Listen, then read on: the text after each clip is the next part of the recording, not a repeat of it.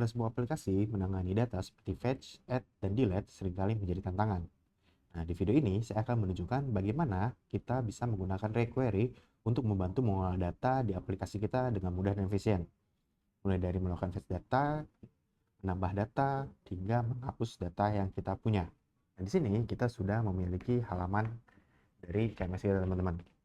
Di sini ada halaman home, lalu ada halaman dashboard untuk menampilkan produknya, dan nanti di setiap produknya itu bakal ada button delete, teman-teman, untuk menghapus produknya. Lalu di sini pun ada add produknya, teman-teman, untuk kita bisa menambah produk kita. Kita bakal menggunakan yang namanya TransTech Query atau biasa kita kenal juga dengan React Query, teman-teman. Gitu. Oke, kita langsung masuk aja ke dokumentasinya. Oke, di instalasinya, di sini untuk melakukan instalasinya kita tinggal melakukan npm install TransTech React Query, teman-teman. Oke, kita langsung masuk ke codingan kita. Nah, di sini kebetulan aku udah melakukan instalasi. Jadi di sini udah ada TransTech React Query-nya. Gitu. Sekarang yang perlu kita lakukan adalah bagaimana kita menambahkan atau mengintegrasikan React Query ini ke dalam aplikasi kita. Oke, kita balik lagi ke sini. Oke, quick start. Nah, di sini ada queries mutation, dan queries evaluation. Seperti itu, teman-teman. Oke, jadi kita bakal menggunakan satu persatu nanti ya depannya. Pertama, yang perlu kita lakukan adalah kita perlu memanggil query kliennya. Lalu kita perlu menambahkan query client provider ya, teman-teman. Berarti pertama-tama kita perlu import dulu query client dan query client provider, teman-teman. Di sini berarti kita import sini query client dan query client providernya. Oke, kita cek lagi ke dokumentasinya. Sini dia bikin const query client sama dengan new query client, dan query client provider dia melempar atribut client berupa query client kita, teman-teman. Oke, berarti di sini kita bikin ini const query client itu sama dengan new query client. Dan di sini kita bungkus query client provider, dia bakal menerima dari klien berupa query client yang sudah kita buat. Oke, kita buka, ini kita pindahkan ke paling bawah agar seluruh aplikasi kita bisa terbungkus oleh React query-nya. Tuh. Oke, cek sekarang. Ini udah. Oke, sekarang yang perlu kita lakukan adalah melakukan fetching data, teman-teman. Jika sebelumnya kita perlu menggunakan useStat ketika kita melakukan fetch data, nah di sini kita tidak memerlukannya lagi, teman-teman. Kenapa? Karena kita bisa menggunakan yang namanya use query. Kita cek lagi ke dokumentasinya. Sini penggunaannya kita tinggal panggil query itu sama dengan query key-nya lalu functionnya, teman-teman. Oke, atau kalau misalkan mau lebih mudahnya kita klik query sini. Di sini bakal kita lihat informasinya ya. Penggunaannya adalah sini query atau query key to-dos, dan query functionnya berupa fetch to-dos. Sini seperti ini kita hapus karena kita sudah tidak butuh. Coba kita hapus.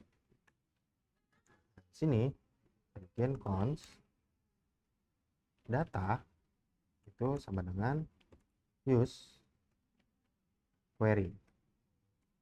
Oke, sini dia punya format lempar data berupa objek yang isinya adalah query key dan query functionnya.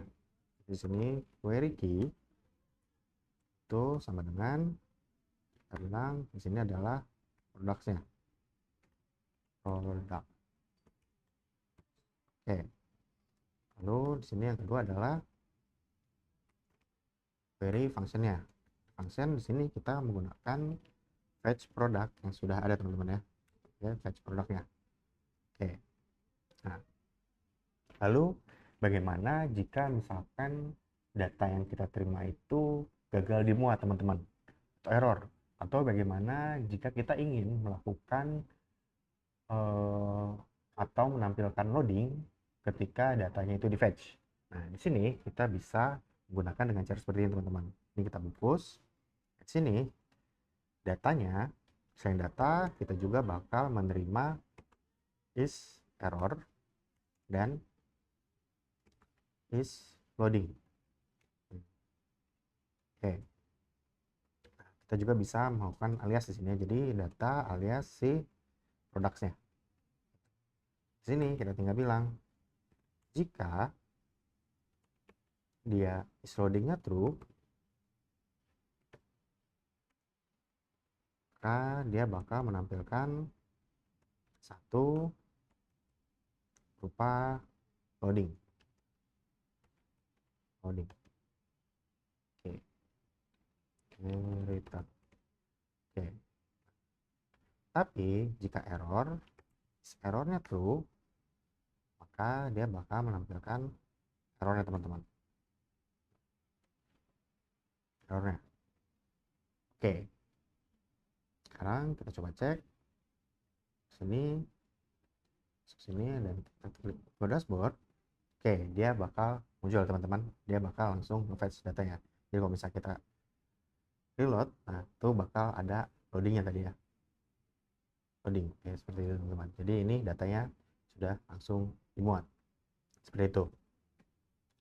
Itu penggunaan dari use query-nya, teman-teman. Nah, di sini kita punya button delete dan juga ada yang namanya add product. Kita bakal handle yang add product dulu, teman-teman. Oke, kita masuk ke halaman produknya. Nah, sini kita pengen kalau misalkan kita masukin produknya, misalkan sini ada Pro gitu ya, terus di sini harganya anggaplah $200 gitu ya, deskripsinya adalah MacBook with M2 prosesor, seperti itu. Nah, kita pengen ketika kita add produk, dia bakal kembali ke halaman dashboard dan menampilkan produknya langsung, seperti itu. Gimana caranya? Kita coba sekarang balik ke codingan kita. Ini kita ke add produk. Nah, di sini add produk. Pertama, kita bakal melakukan mutate data, teman-teman. Seperti itu. Kita bakal melakukan mutate data. Jadi coba cek ke dokumentasinya. Ini kalau tadi ada query, berarti sekarang kita perlu ke mutation.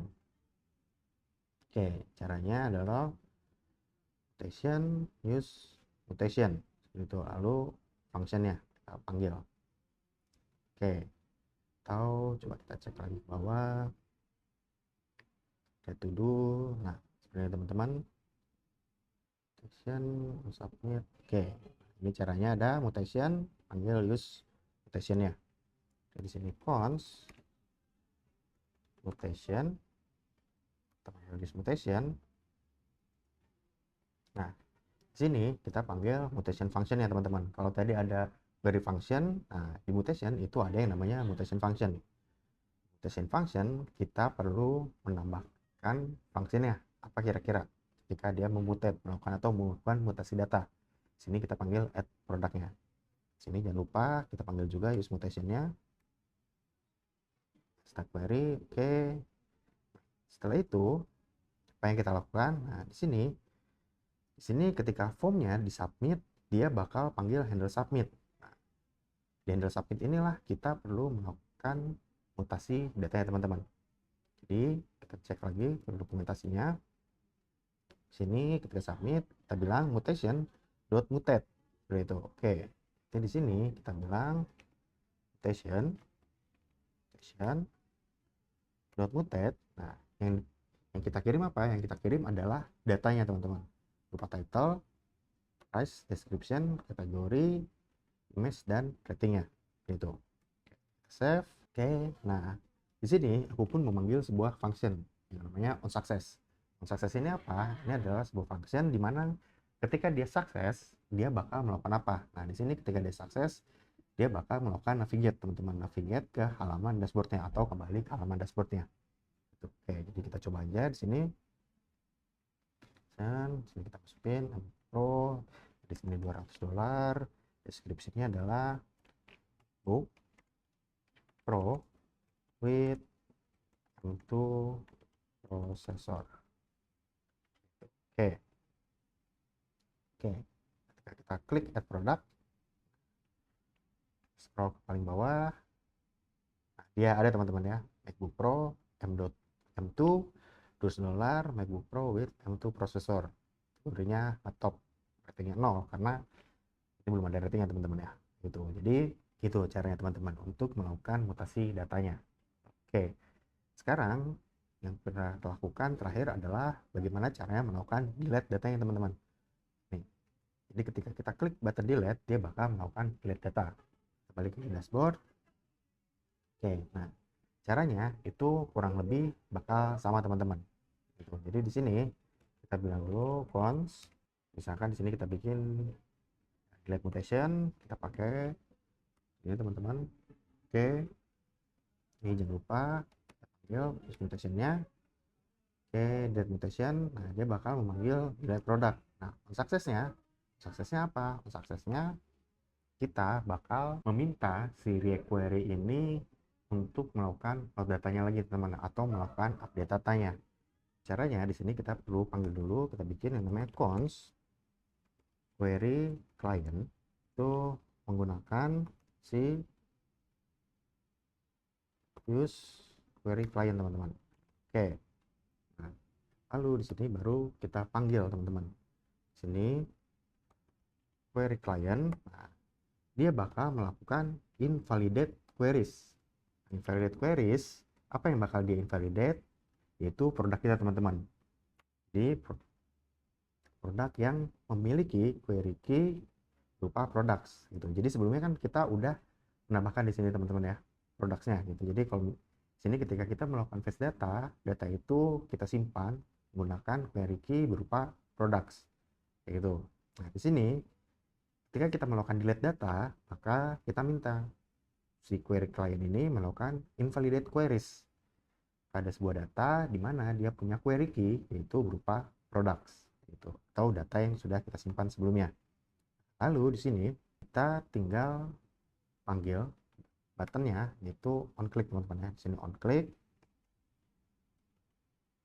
klik, dia bakal melakukan delete mutation lalu manggil mutate product.id-nya gitu. Oke, save. Oke, nah sekarang kita coba scroll lagi ke bawah. Di sini masih ada MacBook Pro-nya. Sekarang kita coba delete teman-teman. Kita klik delete, nah dia bakal langsung hilang teman-teman.